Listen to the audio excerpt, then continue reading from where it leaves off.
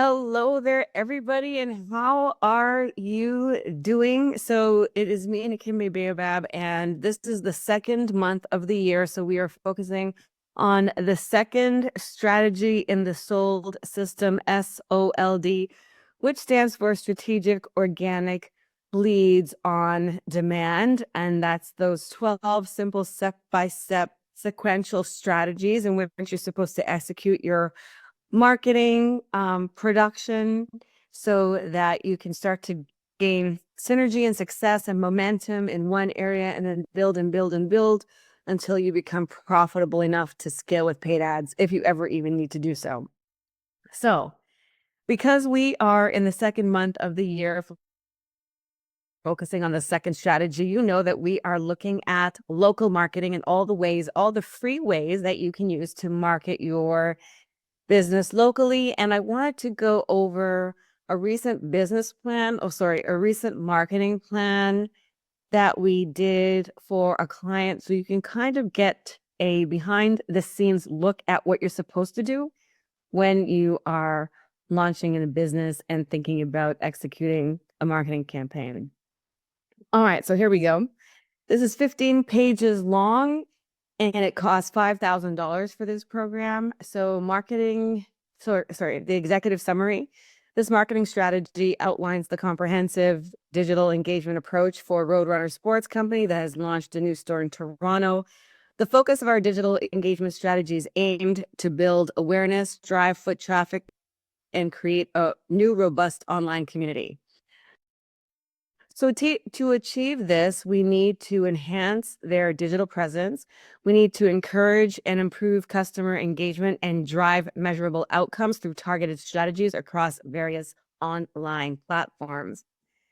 This marketing strategy includes research and analysis, target audience identification, goals, KPIs and targets, strategies and tactics, measuring and reporting. So again, I said that this strategy is $499. We just had a special, so it basically works out to be about $1,000 per area, and it's actually valued at $2,000 per area. So this is usually a $10,000 marketing strategy that you would pay most agencies, but we had a special this month because it is the month of local marketing in February, and it's Black History Month. All right. So this Black business owner took advantage of that special, which was amazing. So phase one, what we have to do is take a look at the situation analysis and do a SWOT analysis. And in case you don't know, SWOT stands for strength, weaknesses, opportunities, and threats. A situation analysis helps assess the current state of a business, its competitors, market trends, and audience behaviors. It involves research and analysis. So again, most entrepreneurs, most business owners never even think about this unless they've taken some sort of formal business class. They just kind of jump into businesses. But this is not the way that corporations do business. They do a lot of research, feasibility analysis, forecast projections, all kinds of statistical data, analytical research before making any decisions, because that's how they make their decisions. So this is a very good place for you to start. All right, so in this section, we're going to look at Roadrunner's sports digital presence, their website, social media, their blogs, and search engine optimization, okay? So the current digital presence evaluation. So whenever I should get some water. Whenever somebody comes on board with us, we do an analysis and assessment of their current situation. I think there are 8 different things that we look at. We look at their brand strength and messaging and PR and reputation online. We look at their social video. We look at if they have any mobile mobile optimization in their business on their website. We take a look at their website. We do a website evaluation. We do a Soul System scorecard where we take a look at the 12 different channels in which you are able to generate high quality leads for free and how many of those channels you're actually taking advantage of. So that is what the original digital presence evaluation consists of. So we looked at their website. They have good user experience options. They can buy online, they can reserve in the store, mobile responsive, has e-commerce capabilities. and it integrates with inventory management. So it's dynamic, clear navigation, menu tabs. I'm not going to read all of those things, but we do have a 33-point website evaluation score. Like, I didn't say that properly at all, but we have an evaluation tool where we look at 33 different aspects of a website, and you can check off to see what you do and do not have to get your website health score. That's the sort of most basic way to do it. We also have more advanced strategies all the way up to heat maps and seeing how people use your website. And not only how much time they spend on your website, but actually what do they click on? Like, how do they actually move on your website? So that's the level of sophistication and detailed analysis that is possible with marketing. And there are other people and they're like, I don't know how to set up my Instagram page, right? It's just like such a huge wide gap and divide. But anyway, then we want to look at social media presence, platform utilization, engagement rates, quality content, community management. And then we do competitive analysis. They have a lot of followers, but low engagement. So a lot of those followers could be bots. Take a look at TikTok, Facebook, YouTube, just taking a look and scoring you on all of the different social media channels. Then we take a look at your website. Are you blogging? Are you using SEO? Do you have images? Are you using video? Is there some kind of quiz or something that helps them stay on the website for a long time? And again, there's lots of things, even in terms of SEO, that we can look at. Like, do you have internal linking? Are your menu tabs clear? Is the categorization clear? So again, very sophisticated level of marketing. I am coming, like I said, you know, I'm coming from not only corporate, but government, 2 Fortune 500 companies, $3.85 billion in acquisitions under my belt. So very high level of marketing sophistication, and just trying to boil that down for small businesses so that they have the opportunity to grow just by introducing them to some of this stuff. All right. Search engine optimization. Do you rank in the local current area? Do you have a business Google profile? Do you have reviews and testimonials? Are you getting backlinks? What is the page speed of your site, etc.? So taking a look at your website and your SEO. Then we take a look at a SWOT, stands for strength, weaknesses, opportunities, and threats. It examines your company's, just like I said, strengths, weaknesses, opportunities, and threats, so you can make informed decisions. So we looked at their strengths, we looked at their weaknesses. So these are some of the things that we're obviously going to want to improve and will play into the overall marketing strategy.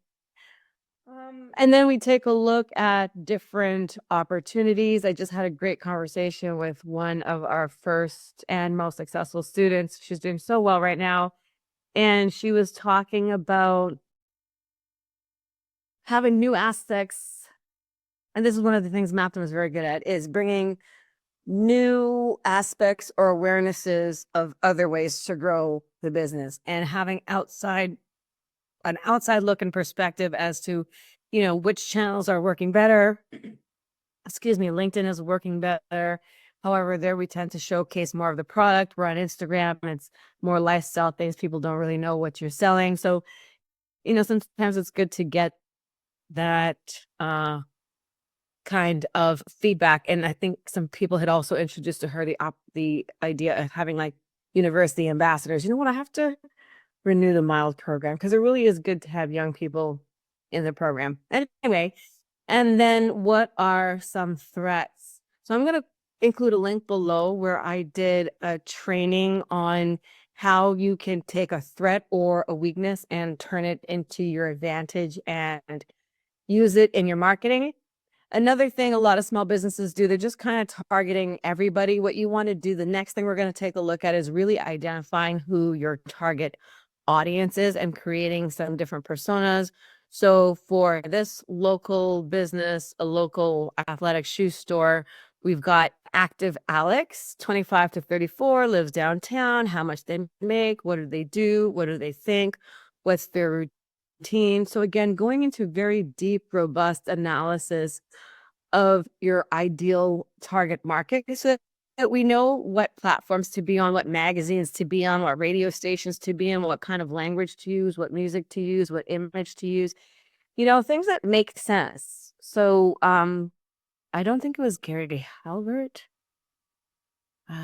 Robert Collier. Yes. He said that you have to meet the consumer where they are. So what are they thinking about right now? And just start talking to them about that, tap into it. I always think of it as, somebody's on a jog, they're running, if they're not listening to music, they might be thinking about something. And then you just come up and you start jogging along beside them. And then you guys just kind of talk and you start talking about what they're thinking about now, the kids, the house, renovations, jobs, parents getting old, the prices, inflation, everything going up. And then you start to build, a bond, some familiarity, some connection, formally establish a relationship in a place. And then, have you ever thought about this?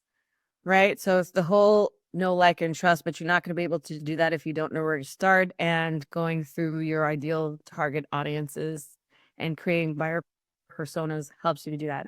Also included in the link below, if you would like to learn how to create buyer personas for your business, we have a $97 webinar that you are welcome to participate in and figure out how to do this for yourself or get us to do it for you. I have a meeting in 1 minute, so I have to keep it moving. But yeah, there's also Performance Pete.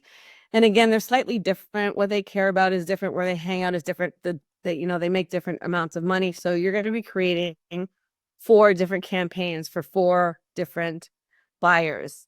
And you're also going to create 4 different campaigns for your 4 different services and products. So that's something we talk about later on. But now you have 4 completely different campaigns where you can be very specific and targeted in your language and your messaging, as opposed to just posting really broad, general stuff where, excuse me, you're not talking to anybody in particular. So I think this is one of the things I have to speak to my next client about.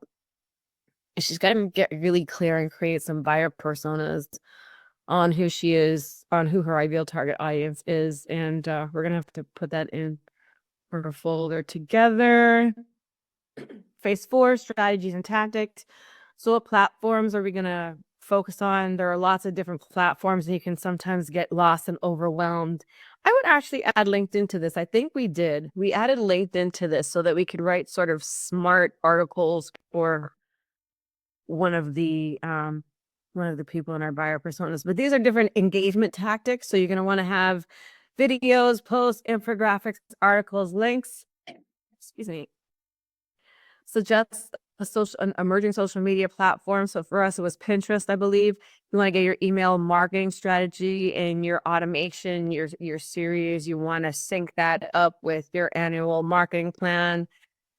Website presence, you want to start blogging on a weekly basis. And this is a whole other thing in terms of how long it should be and what it should connect to and how many images you should have and what keywords you should have and the H1s and the H2s and your metadata. And so the whole world just in optimizing your website alone. So the process that I take you through is really if you want to position yourself for like corporate success. If you want that level of analytics, that level of detail, that level of forecasting and predictability, that level of maximizing each of the channels of social media, website, email, SEO, video, mobile, like everything, this is the platform. And then develop a content calendar with some sample posts. And then you want to do Instagram and why, and what are the different tactics, right? And then we also look at TikTok and why, and also the different tactics. And then in YouTube, why, the different tactics. And I would definitely say do something for LinkedIn. Then we've got our email marketing strategy. Let me just let her know I'm going to be a little late. A little late. Teeny tiny bit late. 1, 2, 3, 4, 5. Email marketing strategy, generic store launch, the best keywords, content. Here is when someone signs up for something to get a discount or, buyer's club or birthday, whatever it is, get their email, and that way you can continue to email to them and follow up with them. I always suggest you take a survey, you find out, you let them know what types of emails you like to send and how often they want to get them so that you're segmenting your list properly. Again, there's a whole other field in terms of email marketing and dynamic content and open rates, click-through rates, A/B split testing of subject lines, scrubbing and cleaning your list by open frequency, tag segmentation. It's crazy. Then we've got our SEO strategy. Then we want to look at the SEO strategy, priority keywords, right? So this is again something that we'll do for your business. We've got a content calendar. So what you're posting week 1, week 2, week 3, Monday, Tuesday, Wednesday.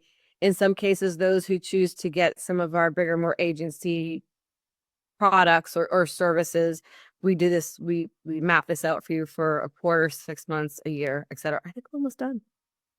Oh, okay, good. Thumbs up. Is that it?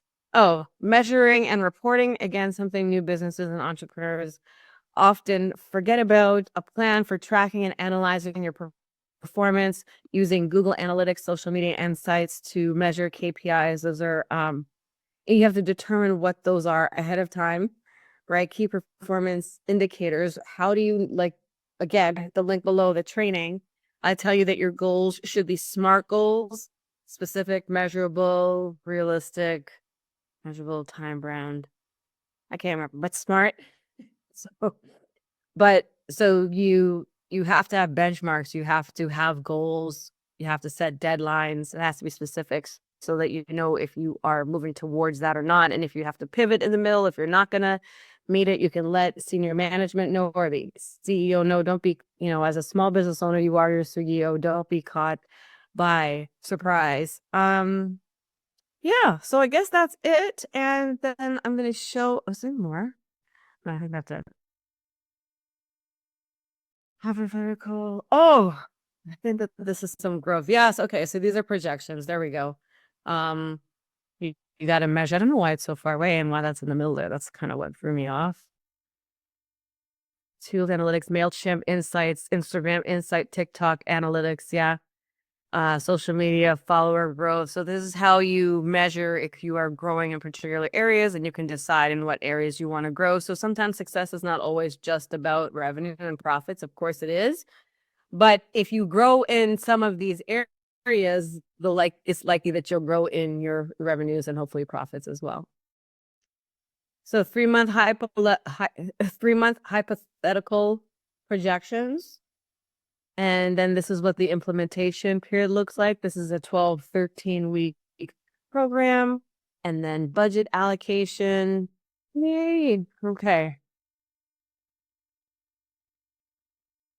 Thanks so much. Bye.